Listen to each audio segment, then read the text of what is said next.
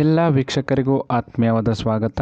ಇವತ್ತಿನ ವಿಡಿಯೋದಲ್ಲಿ ಮಹಾಶಿವರಾತ್ರಿಯ ಹಿನ್ನೆಲೆ ಹಾಗೂ ಸಾಕ್ಷಾತ್ ಪರಶಿವನೇ ಪಾರ್ವತಿಯ ಬಳಿ ಮಹಾಶಿವರಾತ್ರಿಯ ಬಗ್ಗೆ ಏನು ಹೇಳಿದ್ದಾನೆ ಎನ್ನುವುದನ್ನು ತಿಳಿಸಿಕೊಡುತ್ತೇನೆ.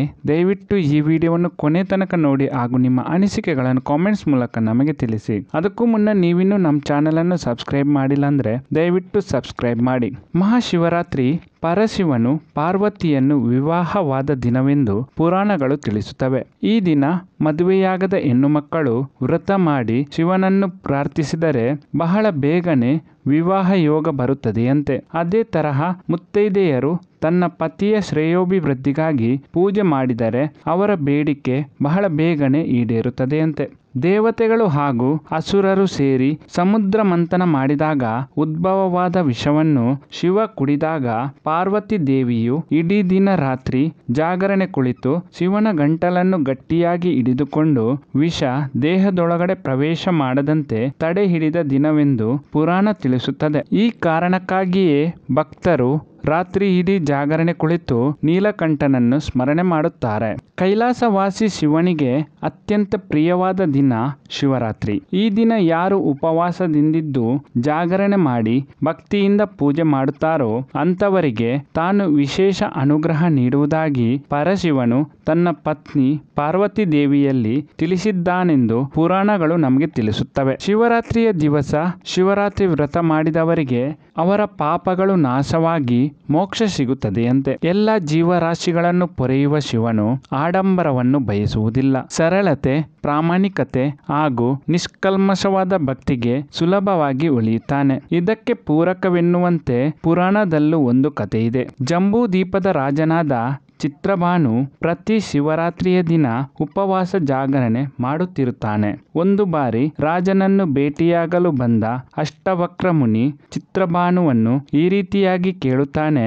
ನೀವು ಪ್ರತಿ ಶಿವರಾತ್ರಿಯ ದಿವಸ ಉಪವಾಸ ಜಾಗರಣೆಯನ್ನು ಯಾವ ಕಾರಣಕ್ಕಾಗಿ ಮಾಡುತ್ತಿದ್ದೀರಾ ಎಂದಾಗ ಚಿತ್ರಭಾನು ಈ ರೀತಿಯಾಗಿ ಹೇಳುತ್ತಾನೆ. ತಾನು ಕಳೆದ ಜನ್ಮದಲ್ಲಿ ಒಬ್ಬ ಬೇಡನಾಗಿದ್ದೆ. ಪ್ರಾಣಿ ಪಕ್ಷಿಗಳನ್ನು ಹಿಡಿದು ಮಾರಾಟ ಮಾಡಿ ಜೀವನವನ್ನು ಸಾಗಿಸುತ್ತಿದ್ದೆ. ಒಂದು ದಿನ ಕಾಡಿನಲ್ಲಿ ಎಷ್ಟು ಹುಡುಕಿದರೂ ಯಾವುದೇ ಪ್ರಾಣಿ ಪಕ್ಷಿಯೂ ಸಿಗಲಿಲ್ಲ. ಕಾಡಿನ ಮಧ್ಯೆ ತಲುಪಿದ್ದ ನನಗೆ ಕತ್ತಲೆಯಲ್ಲಿ ಕಾಡಿನಿಂದ ಹೊರಗೆ ಬರಲು ದಾರಿ ಕಾಣದಿದ್ದಾಗ ಒಂದು ದೊಡ್ಡದಾದ ಬಿಲ್ವದ ಮರವನ್ನು ಹತ್ತಿ ಕೂತಿದ್ದೆ.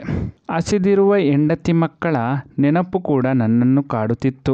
ನಾನು ನಿದ್ರೆ ಮಾಡಿದರೆ ಯಾವುದಾದರೂ ಕಾಡು ಪ್ರಾಣಿಗಳು ಆಕ್ರಮಣ ಮಾಡಬಹುದೆಂದು ಹೆದರಿ ಇಡೀ ರಾತ್ರಿ ಎಚ್ಚರವಾಗಿಯೇ ಕುಳಿತಿದ್ದೆ. ಅದಕ್ಕಾಗಿ ಸಮಯ ಕಳೆಯಲು ಮರದಲ್ಲಿದ್ದ ಎಲೆಗಳನ್ನು ಒಂದೊಂದಾಗಿಯೇ ಕಿತ್ತು ಕೆಳಗೆ ಬಿಸಾಡುತ್ತಿದ್ದೆ. ಅದು ನನಗೆ ತಿಳಿಯದೆ ಮರದ ಕೆಳಗಿದ್ದ ಶಿವಲಿಂಗದ ಮೇಲೆ ಬೀಳುತ್ತಿತ್ತು. ಮಾರನೇ ದಿನ ಮನೆಗೆ ಹೋಗಿ ಹಸಿವು ತಾಳಲಾರದೆ ಊಟ ಮಾಡಲು ಕುಳಿತಾಗ ಭಿಕ್ಷುಕನೊಬ್ಬ ಭಿಕ್ಷೆ ಬೇಡಲು ಬರುತ್ತಾನೆ.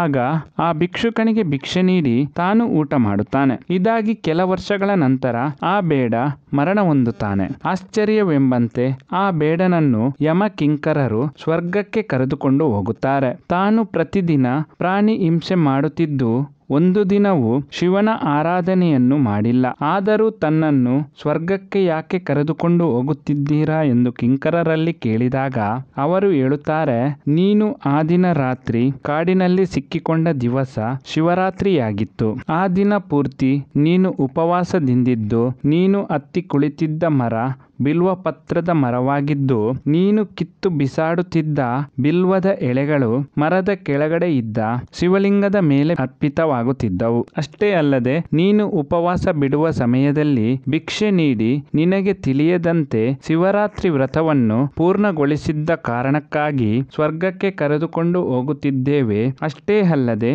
ಮುಂದಿನ ಜನ್ಮದಲ್ಲಿ ನೀನು ರಾಜ ಚಿತ್ರಭಾನುವಾಗಿ ಜನ್ಮ ಪಡೆಯುತ್ತೀಯ ಎಂದು ಹೇಳುತ್ತಾರೆ ಎಂದು ತನ್ನ ಹಿಂದಿನ ಜನ್ಮದ ಕಥೆಯನ್ನು ಅಷ್ಟವಕ್ರ ಮುನಿಗಳ ಬಳಿ ಚಿತ್ರಭಾನು ಹೇಳುತ್ತಾನೆ. ಎಲ್ಲ ಪೂಜೆಗಳು ಹಗಲಲ್ಲಿ ನಡೆಯುತ್ತವೆ. ಆದರೆ ಶಿವರಾತ್ರಿ ಪೂಜೆ ಮಾತ್ರ ರಾತ್ರಿ ವೇಳೆ ಯಾವ ಕಾರಣಕ್ಕಾಗಿ ನಡೆಯುತ್ತದೆ ಎಂದರೆ ರಾತ್ರಿ ಅಂದರೆ ಕತ್ತಲು ಅಥವಾ ಅಜ್ಞಾನವನ್ನು ಕಳೆದು ಸುಜ್ಞಾನ ನೀಡಬೇಕೆಂದು ಶಿವನನ್ನು ಸ್ಮರಿಸುವ ಶುಭ ದಿನ ಶಿವರಾತ್ರಿ. ಅಜ್ಞಾನ ತುಂಬಿದ ಮನದಲ್ಲಿ ಸುಜ್ಞಾನವನ್ನು ಶಿವನು ನೀಡುತ್ತಾನೆಂಬ ನಂಬಿಕೆ ಇದೆ. ಅದಕ್ಕೆ ಸಂಬಂಧಿಸಿದ ಪುರಾಣ ಕಥೆಯೂ ಇದೆ. ಬ್ರಹ್ಮ ಮತ್ತು ವಿಷ್ಣು ಸೃಷ್ಟಿಯಲ್ಲಿ ತಾವೇ ದೊಡ್ಡವರೆಂದು ಜಗಳವಾಡುತ್ತಿದ್ದಾಗ ಇದು ವಿನಾಶದ ಮುನ್ಸೂಚನೆ ಎಂದು ತಿಳಿದ ಶಿವ ಅಗ್ನಿಯ ಜ್ವಾಲೆಯಿಂದ ಕೂಡಿದ ಲಿಂಗದ ರೂಪವನ್ನು ಧರಿಸಿ ಬ್ರಹ್ಮ ಹಾಗೂ ವಿಷ್ಣುವಿನ ಮಧ್ಯಭಾಗದಲ್ಲಿ ನಿಂತು ತನ್ನ ಆದಿ ಅಂತ್ಯವನ್ನು ಕಂಡು ಹಿಡಿದವರೇ ಶ್ರೇಷ್ಠರೆಂದು ಸೂಚನೆ ನೀಡಿ